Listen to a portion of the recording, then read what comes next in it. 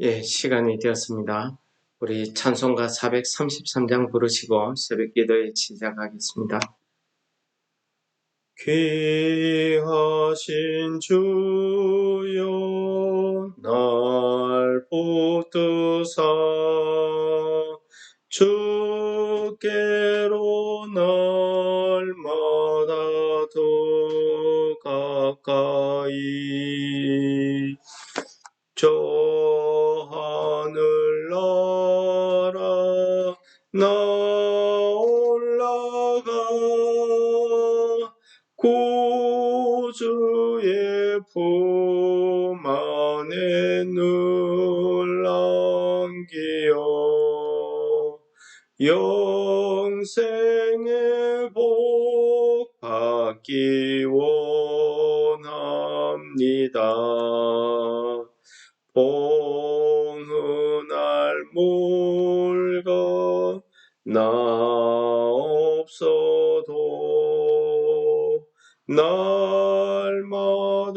주께로 더 가까이 내 죄를 주께 다 고하니 주님의 보혈로 날 씻으사 눈보다 더 희게 하옵소서. 까나간 마귀 날 꿰어도 주 예수 앞으로 더 가까이 이 세상 속한 고용심 또 추한 생각을 다 버리니 정결한 마음 내게 늘 주소서. 이 세상 내가 살 동안에 주께로 날마다 더 가까이 저 배는 천국 나더러 가 한없는 복락을 다 얻도록 풍성한 은혜를 주옵소서.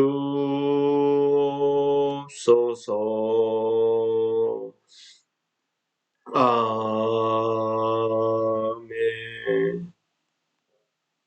오늘은 레위기서 마지막 장 27장 1절에서 8절까지 말씀을 봉독하겠습니다.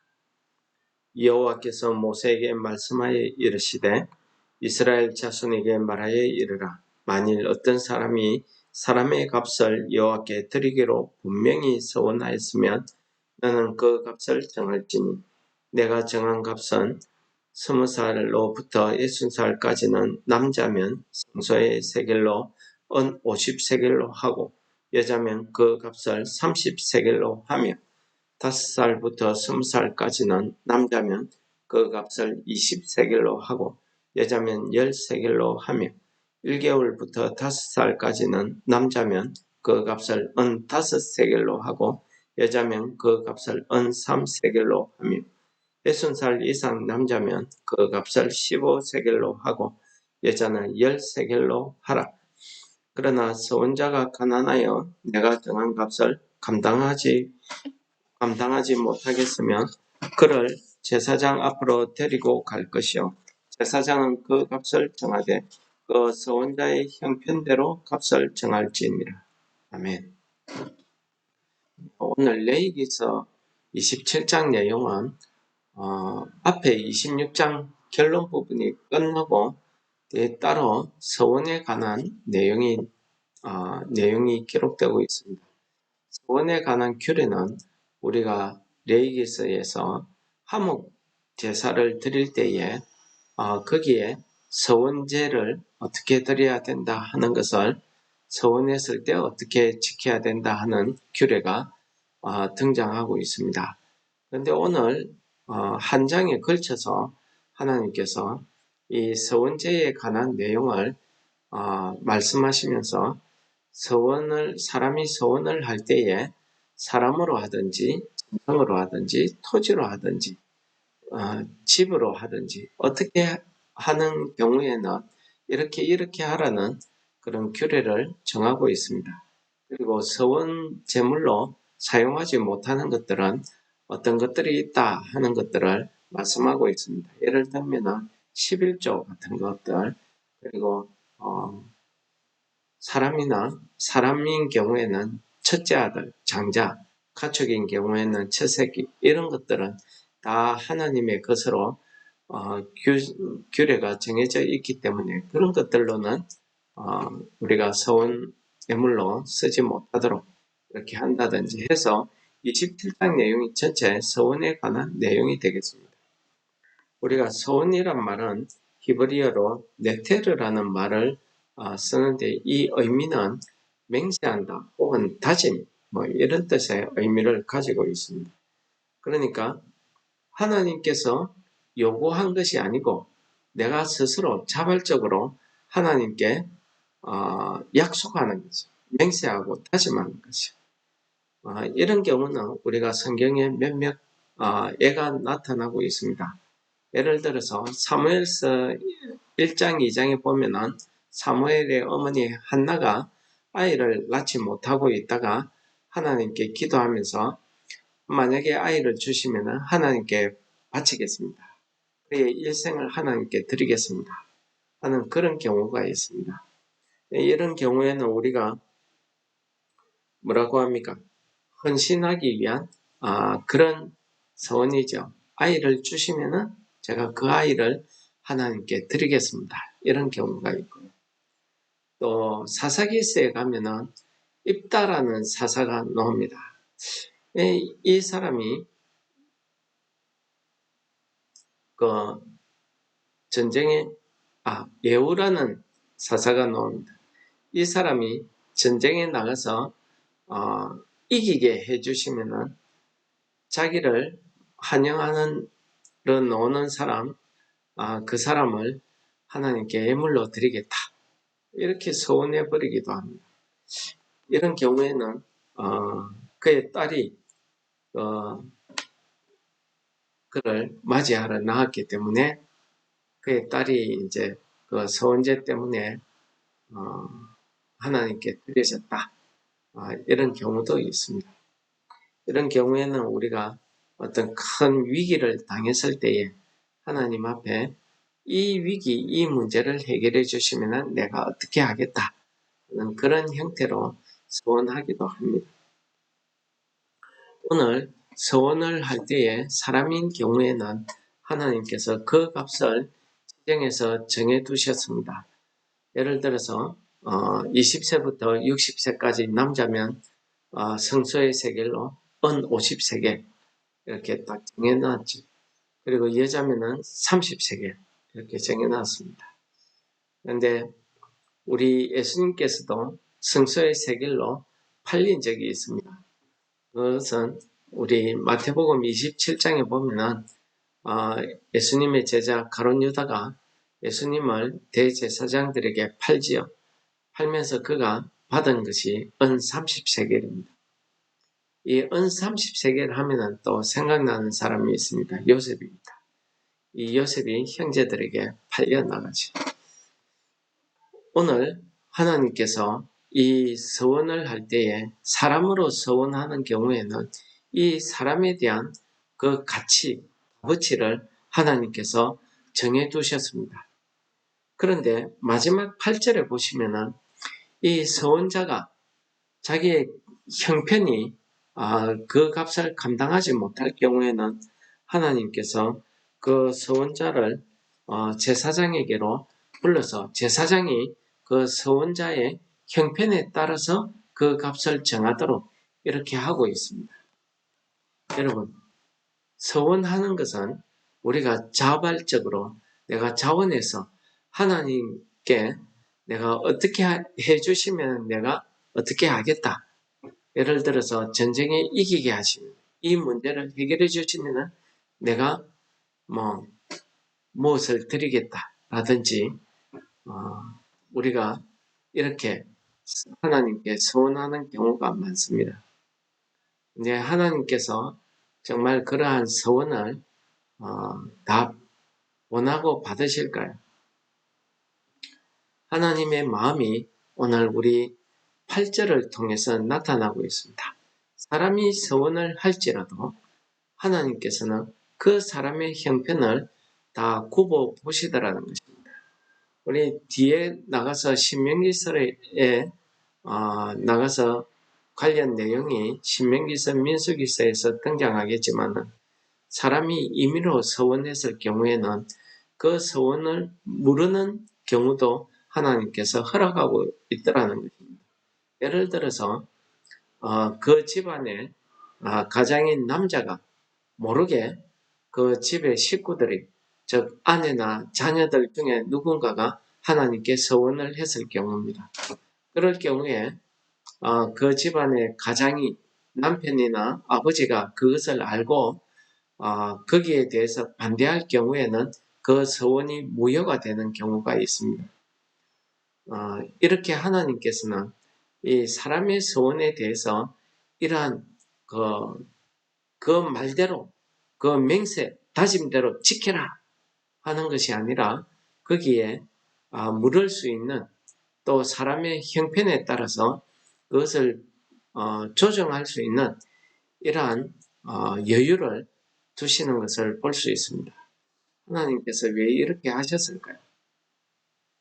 하나님께서 사람의 서원을 믿지 못해서 그럴 겁니까? 저는 오늘 이 8절에 있는 말씀을 통해서 이것이 하나님의 자비하심이다 라는 것을 깨달았습니다. 그렇지 않습니까?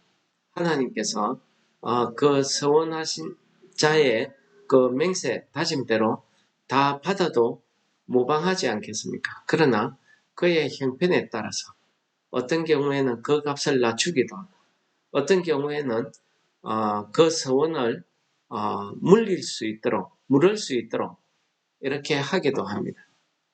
이것은 하나님께서 그 서원자의 그 나타난 그 내용을 받는 것이 아니라 그 사람의 마음을 이미 하나님께서 받으셨다는 것입니다. 그 서원을 하기까지 그의 형편이나 서원이 이루어진 경우에 그의 기쁨과 감사를 하나님께서 그 마음을 미리 아시고 받으셨다는 것 아니겠습니까?